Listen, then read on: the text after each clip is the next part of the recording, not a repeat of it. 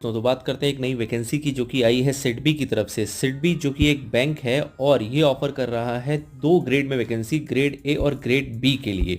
जो ये वैकेंसी है ये स्टार्ट हो चुकी है। इसकी स्टार्ट डेट थी हमारी क्या, नवंबर 8 और इसकी क्लोजिंग डेट रखी गई है दिसंबर 2। तो ध्यान रखना है आपको, इससे पहले आपको अपने फॉर्म फिलअप कर लेने हैं।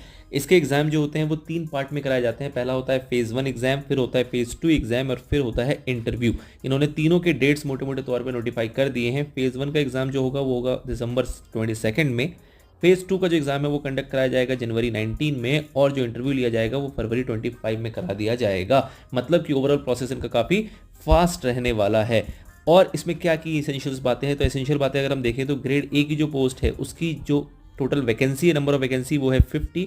और ग्रेड ए में जो आपकी अप्रॉक्सीमेट ग्रॉस एमोलमेंट्स बन के आती है वो आती है 1 लाख रुपए की। और वही बात करें ग्रेड बी के अंदर, तो ग्रेड बी की जो पोस्ट है वो है 22, और जो यहाँ पे आपकी ग्रॉस एमोलमेंट्स बन के आती है वो आती है 1,15,000 रुपए के आसपास। ये आपकी एक ग्रॉस एमोलमेंट्स की बात कर रहा है, इसके अंदर आपकी सीटीसी की बात नहीं की जाती है। इसके अंदर एक मोटे मोटे तौर पे इन्होंने पर्क्स बताए हैं जो आपको आपके खाते में मिलेंगे। बट अगर हम सीटीसी की बात करें तो ग्रेड ई की जो सीटीसी है वो इन्होंने बताई है 19 से 21 लाख के बीच में जाती है, और ग्रेड बी की जो सीटीसी है वो बता रहे हैं 23.5 से लेके 26 लाख के बीच में जाएगी। तो दिस इज योर सीटीसी जो कि कंपनी के द्वारा दिया जाता है। प्रोविजन रहेगा आपका 2 साल का, पोस्टिंग आपका कहीं भी किया जा सकता है, वो सिडबी की डिस्क्रिप्शन पे डिपेंड करता है। और अगर एसेंशियल बातें देखें तो और एसेंशियल बातें इसके अंदर क्या हमें दी गई है।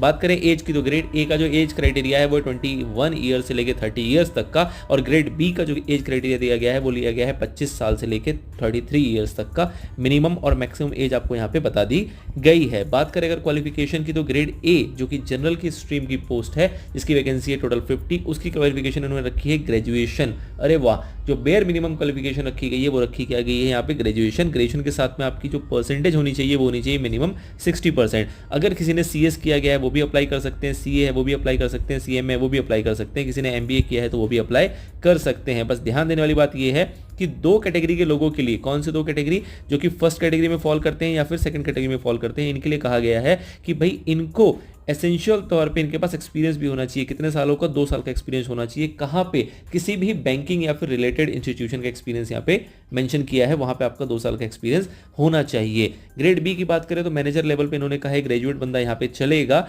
बशर्ते उसके पास क्या होना चाहिए, 60% मार्क्स होनी चाहिए ग्रेजुएशन के अंदर, या फिर अगर कोई पोस्ट ग्रेजुएट है तो वो भी चल जाएगा, उसके पास कितना परसेंटेज होना चाहिए, 55% यहाँ पे मैंडेटरी है। साथ ही मुझे एक्सपीरियंस क्राइटेरिया रखा है वो इन्होंने रखा है इसमें 5 साल का। 5 साल कहाँ पे, सेम टू सेम बैंक या फिर रिलेटेड फाइनेंशियल इंस्टीट्यूशंस में एक्सपीरियंस होना चाहिए।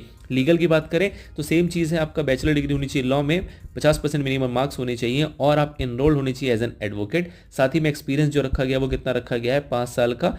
ऑब्वियसली किसमें, लीगल डिपार्टमेंट में, कहाँ पे, बैंक्स या फिर रिलेटेड इंस्टीट्यूशंस में। एंड लास्ट जो कैटेगरी है वो है आईटी की, जिसके अंदर उन्होंने कहा है कि बैचलर डिग्री होनी चाहिए इंजीनियरिंग या फिर आईटी से रिलेटेड, और मार्क्स कितने हैं, 60% का मार्क्स रखा गया, या फिर कोई एमसीए है तो वो भी यहाँ पे अलाउड है 60% मार्क्स के साथ। एक्सपीरियंस अगेन कितना है, 5 ईयर्स का, सेम आईटी से रिलेटेड, और कहाँ पे, बैंकिंग या फिर रिलेटेड फाइनेंशियल इंस्टीट्यूशन में आपका एक्सपीरियंस होना चाहिए। तो this is all about the experience. अब अगर इसके अंदर हम देखें आगे तो और आपको काम की चीज़ें क्या दी गई हैं, तो सिलेक्शन प्रोसीजर मैंने आपको पहले ही बताया 3 कैटेगरी में होता है। फेज़ 1 जिसमें आपको एग्जाम कराया जाएगा, एक पेपर लिया जाएगा कितने मार्क्स का, 200 मार्क्स का। फेज़ 2 जो है इसके अंदर भी आपको एग्जाम कराया जाएगा, यहाँ पे 2 पेपर लिए जाएंगे कितने मार्क्स के, 200 मार्क्स का। और फेज़ 3 में आपको इंटरव्यू कराया जाएगा जो कि कितने मार्क्स का होगा, 100 मार्क्स का। इसकी डिटेल में यहाँ पे कैटेगराइजेशन की कौन कौन से पोर्शन से कितने कितने सवाल पूछे जाएंगे और क्या क्या उनकी वेटेज रहने वाली है, वो सारी चीज़ें यहाँ पे मेंशन्ड है, आप इसको डिटेल में स्टडी कर सकते हैं। इसका जो लिंक है वो आपको टेलीग्राम चैनल पे मिल जाएगा, डिस्क्रिप्शन में मिल जाएगा, अदरवाइज आप